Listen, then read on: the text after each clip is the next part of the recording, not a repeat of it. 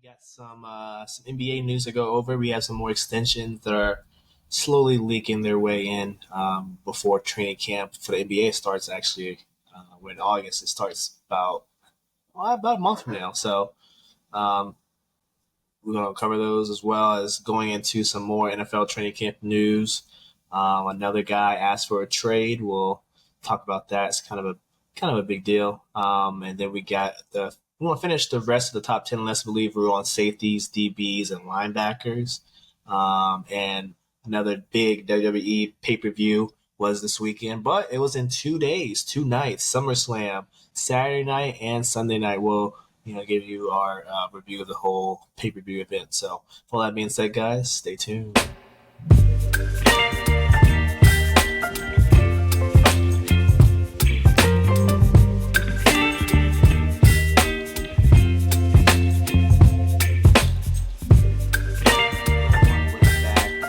Let's just hop into this.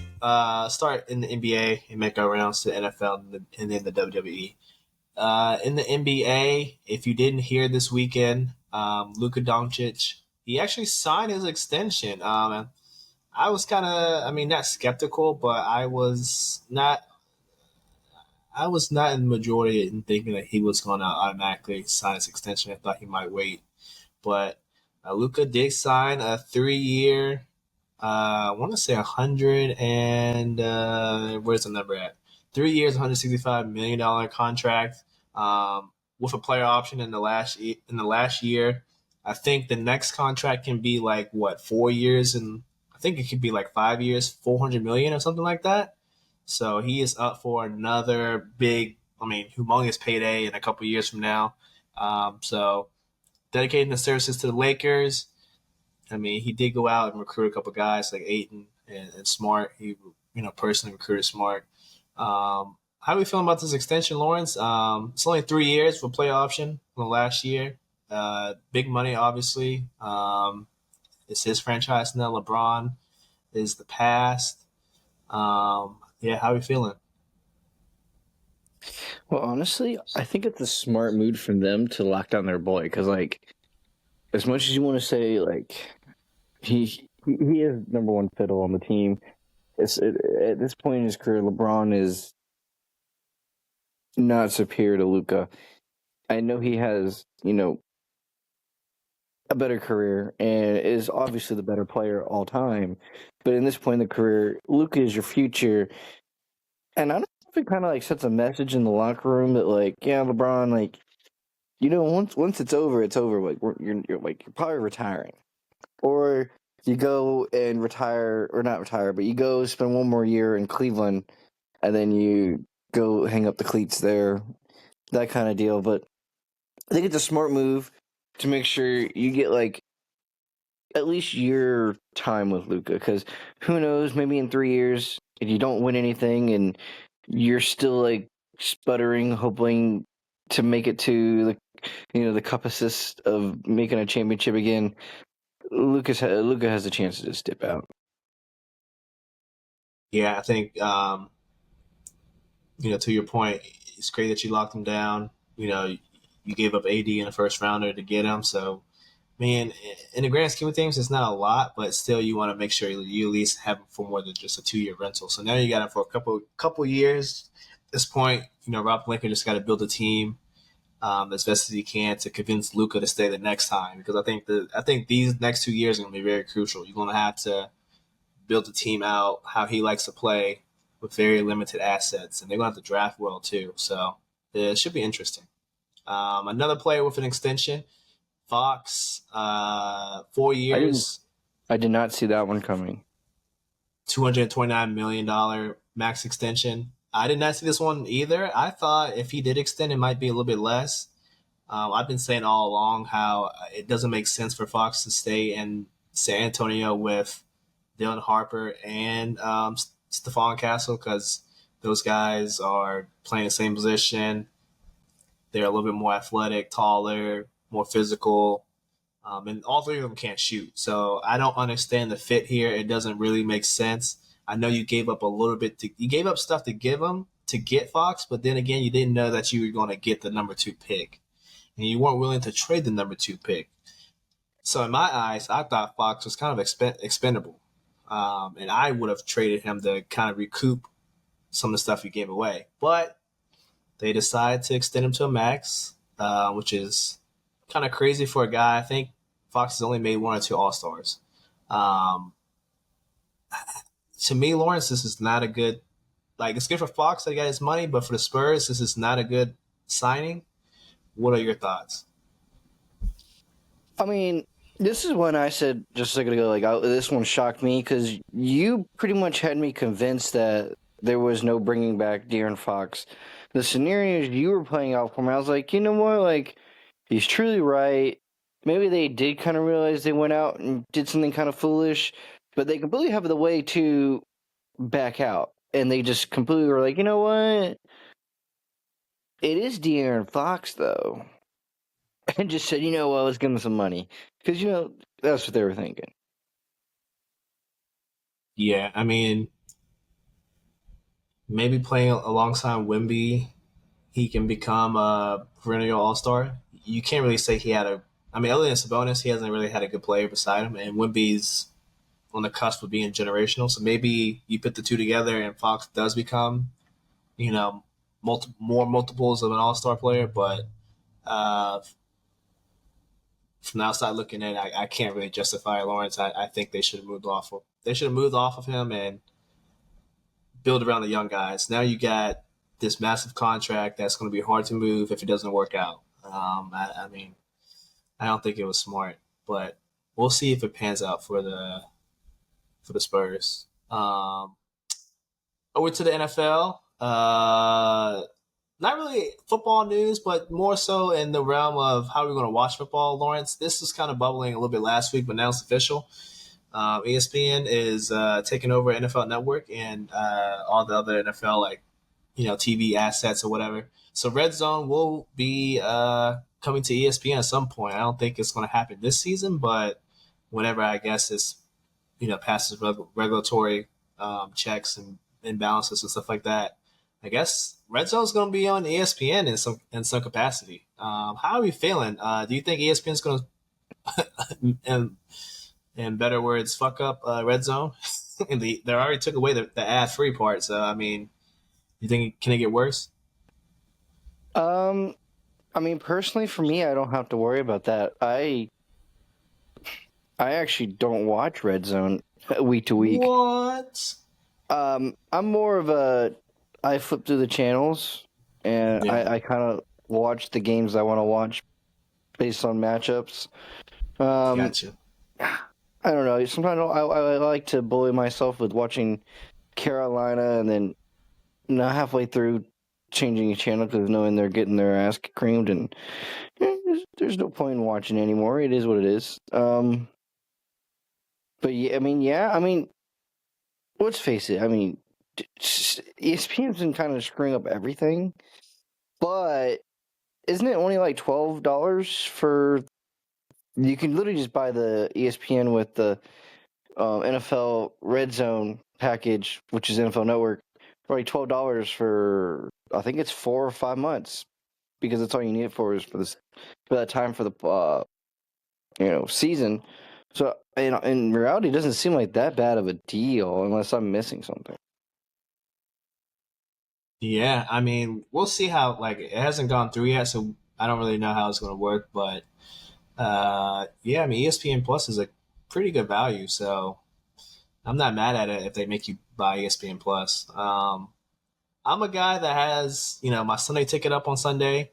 And in one of the boxes in my multi-view has to be red zone. So hopefully they don't screw it up because I'm gonna have my Bengals. I'm gonna have two of the other good games that come on during that window. But red zone always has to be in one of the corners because I gotta try to keep up somewhat with the other games that are going on. So I'm hoping they don't mess it up, but we'll see. Uh, Now player Yeah, news: we Keenan will Allen goes see, back to the but there's a good Chargers. chance they will ruin it for you. Yeah. Um, Keenan Allen goes back to the Chargers. Do you like this, Lawrence? The Chargers do need wide receiver help. They pretty much only have McConkey, right? That's pretty much the only guy they got. I mean, personally, I think it's just like one of the best moves they could make. He knows their system, so there really is no. I don't want to say like a new location fee. I think fee is a one word. Relocation barrier. This man's gonna hop Hmm. right in, probably buying the old house he used to live in or apartment. Um, just gonna go straight back into this roster like nothing really changed. Um, and I think the big thing is he's gonna solidify hands on the opposite side, and he's probably gonna make the young guys elevate their game just a little better because there becomes a new layer of threat between him and McConkey. I think the problem is how many snaps he'll be able to play based on his injury history, based on well, they don't want to give up on Quentin Johnson yet, even though that man may or may not be a bum. Yeah, that But was one. you can't give up on him yet. Yeah, he was a first rounder, right? He was picked 21. What, 2 years ago? Yeah, I said when they picked him, it was not a good pick. So we'll see. I think he definitely helps solidifies the wideout core, but like you said, injuries are going to get to him at some point. It's just a matter of when. So they'll have to monitor that. That's a them problem. Um, Browns are going to start Sanders on Friday in their first preseason game, which is weird because they also signed Huntley. I think yesterday, or yeah, yesterday, right? That signed Huntley, so they have like what 5 or 6 QBs on the roster. Mm-hmm. I mean, what is going on with all the Browns are just like other than the Cowboys, the Browns are the most dysfunctional franchise currently in the NFL. Like, this doesn't make any sense. Like, what are we making of this? Like, Shador was fourth on the depth chart, but he's starting on Friday. Like what are we doing here? But Like, isn't half and their team injured? I know Dylan Pickett pulled a hammy, right? Gabriel has the same shoulder soreness, and Joe Flacco is just old and hurt, right? Well, like you just said, Flacco's not going to play in the preseason. Yeah, Just he just wouldn't do that. yeah, that doesn't make sense for him. Um, personally, um, I don't see anything. I don't see any problem with him starting. I think just mainly goes down to the fact that it's the first preseason game, so nothing really matters. Half the settled in wide receivers they do have aren't going to play. Tight end wise, like Njoku's not going to play. I don't know. I don't mind the move. I mean, if he is as good as he says he is, he should be able to beat up on the worst defense in the league last year. Yeah, we'll see. I just it's a little sketchy to me. You got him fourth on the depth chart, but he's going to start. But you're right. It's the first preseason game. Maybe we shouldn't read too much into it.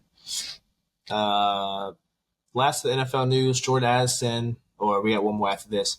Addison suspended for 3 games, I think for substance abuse. So I think he's going to miss what games he's going to miss? The opener versus the Bears, then against the Falcons, and then he won't be playing against my Bengals, which is a okay with me. I guess it says right here he got a DUI last year, so that's why he got suspended. Do you think his suspension will cause him to go to a slow start? I know there's been some rumblings that JJ McCarthy has not been impressing in camp. So is there something to worry about in Minnesota? I think there's something to worry about in Minnesota when it's week 6. And remember last year when we thought that they would be kind of bad, Yeah. and then Sam Darnold was kind of proved us all wrong and made us eat our words. I think by week 6, if everyone's predictions of last year come out and they're just not that good and they're getting dominated game after game, I honestly think I don't want to say start shopping, but I could see people start to shop. or start shopping in Minnesota. And I'm not saying like a full on rebuild. I gotta completely reorganize the thing, but I don't want to call him because of the situation a troublehead. But we already have Jefferson. We can go draft a rookie wide receiver who first or second round, not have to pay him a whole lot and get almost the same production value, and we don't have to worry because we still have a bona fide number one. I don't know. I feel like you might have to start putting a panic button on that team halfway through the season, midway through the season. Yeah, I mean, hey, coach, the coach in Minnesota apparently is a quarterback guru. So if JJ isn't looking good, then that's not a good sign because you saw what he did with Sam Donald. I mean, it totally turned his career around. So if the rumblings coming out are true, then that's not. I think you're right. I think there is cause for panic. But he is also a rookie. We gotta give him. You gotta like cut the rookie some slack. I guess he's a second year rookie. I guess you're right. Uh, uh, You could say that, but he didn't really get to even take snaps on the sideline back then. yeah, he's pulling a Blake Griffin. Last up, Cowboys. I don't think we talked about this last week, but if you haven't heard already, Michael Parsons requested a trade. Jerry is still being kind of standoffish. Jerry apparently has not spoken to Micah or his agent since the trade request. I don't think Jerry has spoken to his agent, period. I don't think Jerry wants to do business with the agent. I think he wants a discount because he waited so long to pay Micah, which is his own fault. And he's trying to make Micah feel all guilty and, all this other BS. Like, I mean, the Cowboys are a total clown show. Like, you got a top three edge rusher. Why don't you just pay the man what he's worth? It's your fault that you waited until the number became $42, $43 million. Like this is all on you, and you got the $1 billion playpen in Jerry's world. So this is all on Jerry Jones and Stephen Jones and their foolishness. All right. What are your thoughts, Lawrence? I was waiting for you to keep going on them on how foolish they are, but I think you're right. And when you do have a player like that, and he was, and I wouldn't say offering, but he was, okay with taking the hometown discount to stay a Dallas Cowboy. Like that's kind of all he wanted to do is just stay a Cowboy. Personally, based on his message he tweeted Yeah. of his note screen, it did seem like he was pretty much done. Even if they did offer him a crap ton of money, I think he's just gonna. I think he's just gonna force his way out of there. I mean, it's not like a Myles Garrett thing where Myles Garrett. I don't think Myles Garrett got as personal in his trade request. Myles Garrett was more like, "Yeah, I want to go to contenders so I can like have a chance to win." And they're like, "Well, here's this huge bag of money," and he goes, "Whoa, guys, I didn't say shit. Remember, I was just looking for money." I don't think it's the same. I don't think it's the same situation here. I think Micah is genuinely kind of done. Yeah, I think he's like if they can get him out of there, I think he would prefer that. I think like you would have to really reset the market for him to even consider staying at this point. I mean, eventually he'll probably come back just so he doesn't forfeit a season of eligibility. But I think other than that, I don't really see his heart in Dallas anymore. I mean, the way Jerry is treating him is ridiculous. I mean, it's insane. You're doing this to like the arguably a top five defensive player in the NFL currently, and he fell in your lap, and this is the way you're treating the guy. It's just insane. Now, I mean, where he's going to get traded, I don't know. Some people are saying the Commanders should make a push. I don't really see Jerry trading within the division. A lot of people saying the Bills. Bills make sense, but do the Bills want to give up a lot? I mean a lot to get Micah Parsons. I texted you. I said, "Hey, let's just do a swap, and we'll give you a little sweetener. Trade for Micah." I think Mike Brown has had a problem paying young guys a lot of money. Now, I don't think you're gonna get a first rounder from Mike Brown, but we'll give you Trey and a second rounder, maybe a fourth. I don't know if that's enough to get the deal done, but I mean, if he wants cheap labor, I mean, Trey is basically same production, and he's willing to take 33, 34 million, so it makes sense to me. What are your thoughts? Do you think Micah, like, what are the best places that have a chance if he does get traded to get him? I somehow I think we're gonna have to say the Eagles are one of them. Within the division, really? Yeah, the Eagles seem to be able to snap and get everybody. And then I was looking on like the sport because I knew you were going to talk about this. I was looking on like the sports book of who they were talking about having the best Yeah. odds to land them, and I saw the Eagles were up there as like some of the highest odds to land them, and I was like, see, look, it's just a never-ending cycle of whatever team is hot at that moment just constantly seems to have their name put in the pot, and I don't know. I don't even know how I think they could even afford them, but still, like going around and seeing another team, like I could see them ending up on the Bears. Ooh, I Bears. see the Bears reaching out and making a big push for them.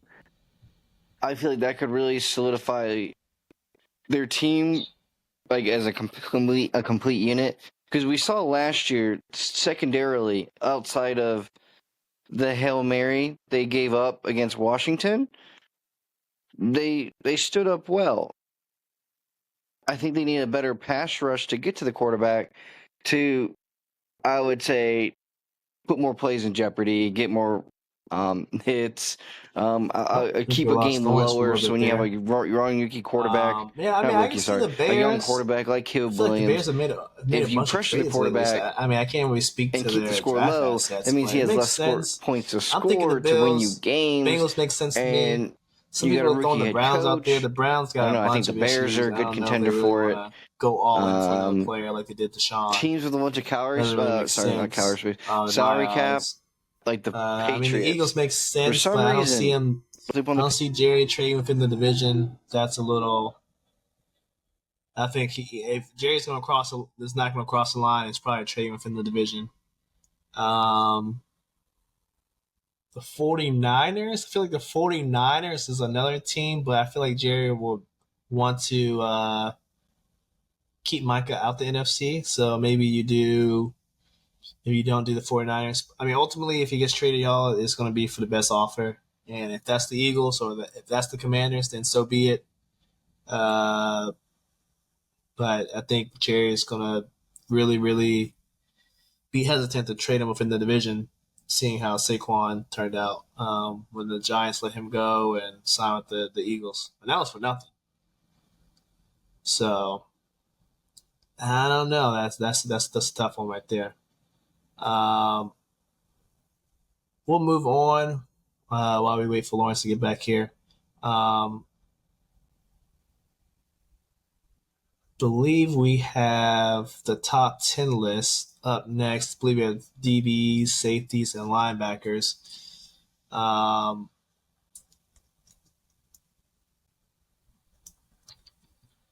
while we do that, oh, Lawrence is back. Um, so yeah, I was just wrapping up and saying I think Jerry Jones is not going to cross the line and that he's going to trade from the division. But ultimately, if Micah does get moved, it's going to be for the best package, basically. yeah. Um, I don't know if you picked up on what I was saying, but I think the Bears uh would be a strong landing spot for him. Because if you're looking at the Bears situation, they want the opponent scoring the least amount of points possible per game in order to put Caleb Williams at the strongest position to win each game. If he only has to score 24 points per game, that's what we need to be doing. And if you got a rookie head coach like that Yep. too, we're trying to make his life easier. Like these are just moves they could make. I think the Falcons should be immediately trying to, throw Kyle Pitts at him. I don't know. He probably doesn't need him, but young talent to help sugarcoat the pot. But I think the Falcons definitely need to throw their hand in the hat because they definitely need some kind of rush. And I don't think they're going to get it from the guys they brought in. And then lastly, I think the Patriots are somehow going to put their name in it. And let's face it, if Mike Vrabel ends up with Micah Parsons, we're in for a almost guaranteed Hall of Fame career. No, 100%. I agree. That's the one dark horse. I think the Patriots, if they want to go all in and not keep in this rebuilding pattern. I think that would be an excellent trade. Now they won't have anything to build around Drake May, but at least you have a monster on defense, and then that might just be good Yeah, and then enough. their secondary is good enough. Uh, So then you tell the quarterback who's going to struggle, hey man, all you got to do is score 13 points. All you got to do is score 16 points. yeah, I 100% agree. That if that's a dark horse, I'm putting them as my dark horse.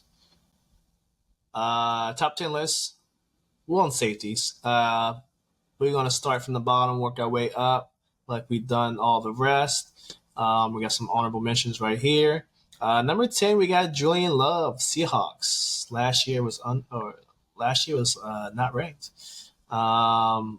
Minka Fitzpatrick, currently on the Dolphins now, in that trade a couple weeks ago. Buda Baker, number 7, Winfield Jr., 6, Derwin James. So the Chargers. How do we feel about the first couple on the list? I mean, I like the first couple. I got no complaints. Can you go back down to the honorables real quick? Mm-hmm. Yeah, I mean, I think we're just getting nitpicky. Do you want to toss and take any of those other guys who are like, sitting around top 15 and putting them in there? Any of the names at the bottom, I mean, I don't really feel like I feel like the list is fine.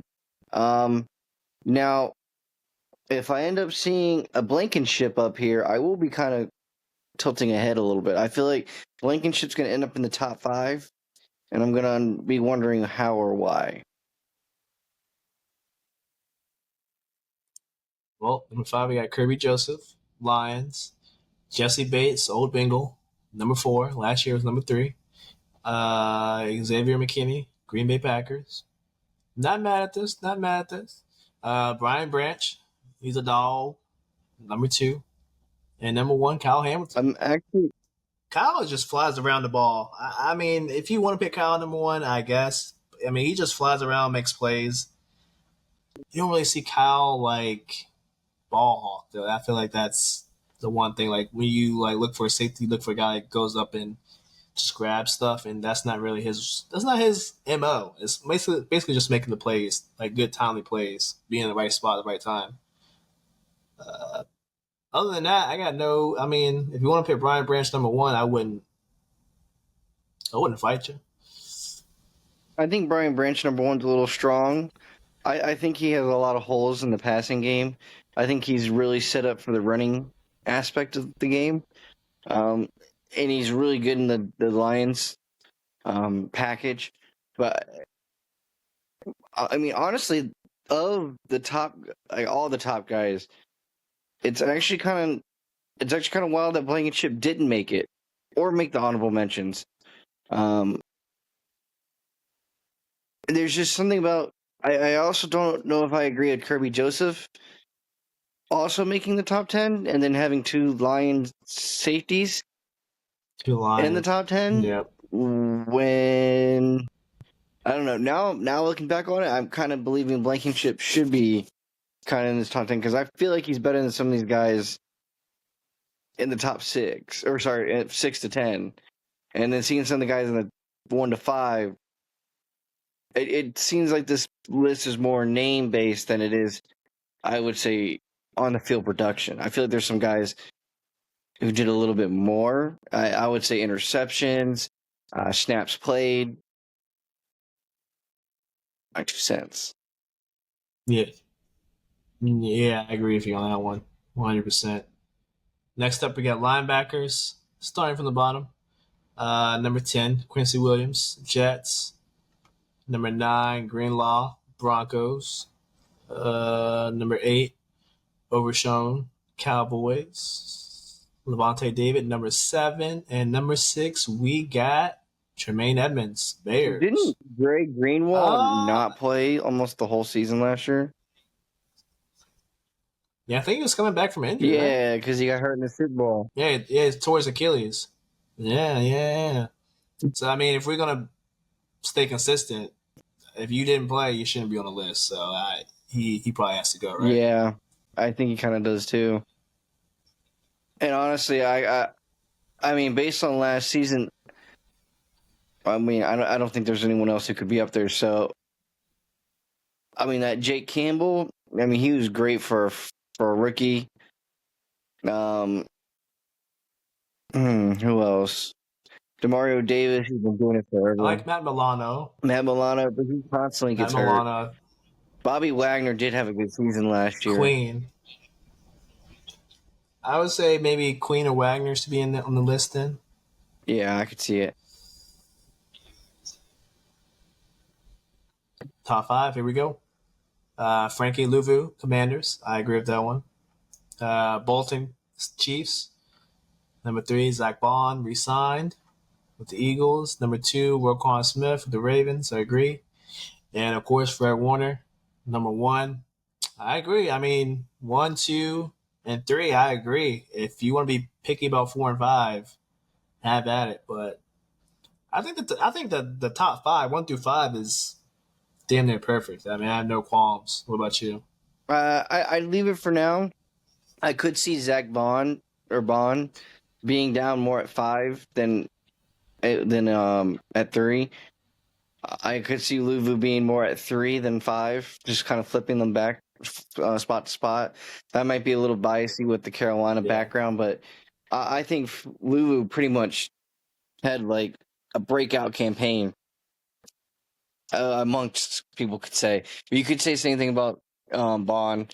My only problem with him is I feel like he was, I wouldn't say overshaded, but like, he would do things, but it's because everyone else is already doing so many other things that he's the only guy that's left to be in the position to do it.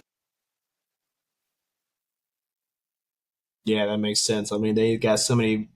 You've been saying it all episode. They got so many good players. It's easy for that to just focus on your job. You don't have to do anything extra. And for what his job is, he's damn good at it. So for 3, I feel like maybe it's a stretch, but I still think deserving. And on the I think we're on cornerbacks. We just did safeties. On to the DBs, starting at 10, Witherspoon, Seahawks. That is pretty good for a second-year guy. Okay. Mitchell, Eagles. Jalen Johnson, Bears. J.C. Horn at 7, Panthers. And Gonzalez at 6. Although I thought Gonzalez got hurt a little bit last year. I still think Gonzalez. Oh no, it's 2 years. I still think he's overhyped. I still don't believe he's that good. Well, the Commanders did whiff on that pick. I mean, he's definitely better than the guy they put. Didn't they pick like Emmanuel Forbes, and Forbes is not in the league anymore? Forbes sucked.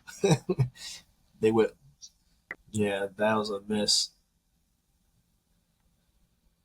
J.C. Horn at 7. Yeah, I mean, out of this first 5, I'm not mad. Yeah, I mean, I feel like J.C. Horn did have to be 7. He could be a little higher, but he did have to be pretty high in order to pretty much flip the market. I think we kind of know who Singletary has to be like top 2, 3. Sauce is 5. Jets 4. McDuffie. Chiefs 3. Ward Brown. Number 2, Stingley Jr. Texans, and number 1 is gonna be PS2 Broncos. Now, 1 through 5, I feel like just as like the linebackers, I got no problem. I mean, Stingley's a beast. PS2 is locked down. Ward locked down. McDuffie. For what he does, I feel like he does a pretty good job. He's in the slot, but he can move outside.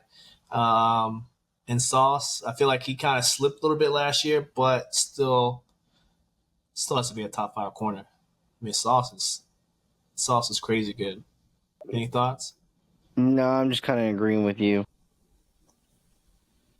There ain't much to say for these DBs. Yeah, They're pretty laid out in the order they need to be in. yeah, 100%. ESPN did a good job with some of these defensive I mean, lists. Not mad at there wasn't all. much they had to do. I guess you could. I guess another thing we could put out is they banned smelling salts in the NFL. I didn't know that was a thing. Yep, it Didn't know just that happened passed. They either. banned smelling salts.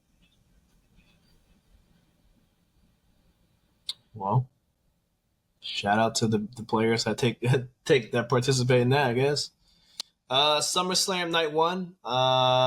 You watched at least night one, didn't you? Did you watch night two at all? Um, I watched. Let's see, who did I watch? I watched the TLC match. Was that first night or second night? That was night I two. watched the TLC match. I watched the replays of Seth Rollins cashing in. Unfortunately, I missed that live. And I saw Cena. I saw Cena, and I saw Lesnar because you guys were talking about it in the group chat. So I hopped in there to see what you guys were complaining about because y'all didn't specifically say that Brock Lesnar made a comeback. So I saw Cody Rhodes lose because you guys were flipping out over it. Sorry, I saw Cody Rhodes win, John Cena lose. John Cena kind of turned back to, okay, heel is no more fun. I'm gonna do it the right way the rest of the way, and like loyalty and respect, blah blah blah. Lame. He just got tired of being the enemy every time he went somewhere. Yeah, 100%, 100%. Yeah, I mean, let's talk about it. I think the biggest shock from night one definitely Seth. I mean, faking an injury, what a ruse! I legit thought bro was hurt. Like when he came out there and threw the crutches off and undid his brace and then ran the cash in, I was like, bro, what? And like it was like, and all the like the typical like leakers on like Twitter and you know that like no inside stuff. And even they had no idea. Like it's insane. It's one of the craziest things I've seen in a while from the WWE. Um, but night one, I feel like was pretty good. I mean, uh, the CM Punk and Gunther match was good. I think what else happened? The Jelly Roll and Randy Orton, Jelly Roll, Logan Paul, and Drew. That match was not good, Lawrence. I think they could have. I mean, I don't want to get too much into it, but they could have done without that Was one, it because honestly. Jelly Roll just wasn't that good? Um, the Sami Zayn match is cool. The Charlotte Flair and Bliss versus Perez and Rodriguez, it was okay. Honestly, you could probably say that Roman Reigns and Jay versus Braun Breaker and Bronson Reed was the best match of night one. I mean, that was a pretty good match to start SummerSlam. Um, it was. I mean, it could have main evented honestly, but I get you gotta have the two big titles. If you're gonna do a 2 night pay per view, you gotta have both of the big titles up. So it makes sense that this was the opener, but they came out for bang. Um, and then yeah, we were. Granted, I wasn't flipping out about Brock Lesnar coming out, but we got some friends that they get mad. They get mad at just about anything, to be honest. So they were kind of upset that Brock Lesnar was back. I don't have a problem, Lawrence, and apparently it's what Cena wanted, and apparently they vetted Brock Lesnar, even though he's in this lawsuit and it's still ongoing. Apparently they cleared him weeks ago. So if they cleared him and they didn't find any risk and harm and bring him back, I'm all for it. Do you have any thoughts about bringing Brock Lesnar back? Um, Other than like without Paul Heyman, he's not very entertaining. But Yeah. no, I mean, I don't see him. I wouldn't say I don't see him sticking around very long, but I just don't see him. He's going to do the Cena storyline a little bit, but outside of the Cena storyline, I don't see Lesnar being or entertaining. Fighting for the title kind of thoughts. I think Lesnar's at the point where he doesn't really care about that anymore. I feel like for him, this is like one last big payday. Like he's gonna make his money. He's gonna do, like you said, do the Cena storyline. He might do one more. Like people want him to fight Gunther. Gunther got written off for a little bit, so maybe once the Cena storyline is done with him and Cena, then he goes and fights Gunther. But I don't see him sticking around for more than a year. Like I don't. I think this is probably his little retirement tour too. If we're being honest, right? Yeah, I mean he's getting old. He can't keep doing it anymore. He doesn't have the time to have Paul Heyman wrapped up either. And Brock Lesnar's never been really strong for storyline on his own. Like he needs Paul Heyman. He needs that. But Paul Heyman's currently uh with Seth Rollins. I mean, With Seth, maybe uh there's like a bigger thing that comes out, and like Seth Rollins and his crew start beefing with like they form like the All-Star gang, and it's like Brock Lesnar, Roman Reigns, and John Cena, and they fight, and they get Paul Heyman going back and forth again. Maybe they could do that, but I still agree. I don't see Lesnar really hanging around because Paul Heyman's busy. yeah, he's booked, man. He's with the Visions. I think that's what they call themselves, the Visions. So I don't think it's not worth boycotting the WWE over. He's not going to be on every single. He's not going to be booked for every show either. So I think the people that are butthurt over it, I think you just got to get over it. Just let him get one more big payday, and you won't see him again. I think people are making too much out of it. I will say night two though, I did not like the steel cage match. I don't know if you caught the replay of that, but that was kind of ass. Like not kind of ass, that was ass. Like Solo just winning by walking through the door is insane. I don't even think the match lasted that long. I think it was like 10 minutes. Like it was ass. And I was so excited for Fatu and Solo to be in a steel cage, but it sucked. I mean, the best other than Cody and Cena, the best match. Um, I mean, Derek Dom's match was good, but I feel like the best match other than Cody and Cena was the TLC. Yeah, I mean, what was it? I didn't watch the TLC live, but I heard so many good things about it from like TikToks. Cause like I was pretty much watching TikTok as it was happening, and everyone on TikTok was going Yeah, crazy over it. So I just started the Peacock stream from the beginning of the fight and watched it. And I was like, I think I watched a.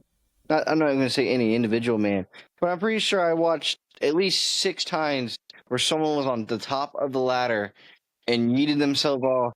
Like I think it happened at least 6 times. And yeah, and that didn't that one girl that got yeeted off and then she fell in the ladder and broke it in half bro, too? she That looks was like she almost crazy. died. And then like after the show, they She were almost talking fucking about like died. backstage with one of the guys, and he was like, "They almost murdered a woman." And I was like, I mean, yeah, I mean, if this was like a anime, like this was like an Omni Man, like Invincible. Yeah, she got murked. Most definitely.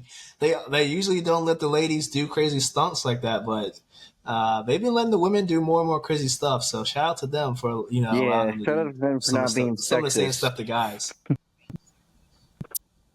Yeah. Hey, if the women want to do Yeah, it, let them do it, man. Don't yeah, hold them equal back. rights means equal fights. Hey, I'm all for it. That's all I got. Pretty jam packed show. Anything else we got to cover? The UFC fights were actually pretty decent this week. Yeah, they were pretty good. Um, it was pretty much each fight was fighting the last fight for fight of the night until Yeah. probably the main event. The main event was pretty good, but the main Main event, event, yeah. oh man, that thing was as quick and as I wouldn't say boring as it could be, but the Korean man, he just did not stand any chance. He He was was not just not ready. ready. But it's all right. He got his ass Yeah. kicked. Yeah, It's all right. yeah, is He'll it learn. Tiara or Tiara? What that mean is that man's. I'm not saying we got to give him Pantoja because they kept trying to make a big deal like, oh yeah, we want Pantoja. I'm like, Didn't you, Not didn't you yet, buddy. just Pin- lose to oh man, Roy Val? Come on now. yeah, they were trying to hype him up, and I was like, he doesn't want to fight Pantoja because he will kill him. Like just like you killed that Korean guy, he will kill you. It won't even be close. So I don't want. I don't want to see that. Agreed. Do not. All right, everyone. We're gonna head on out. MTL Sports episode 176. Thank you for watching on YouTube, listening on Spotify, all that good stuff, and we will see you next episode. Peace. Peace.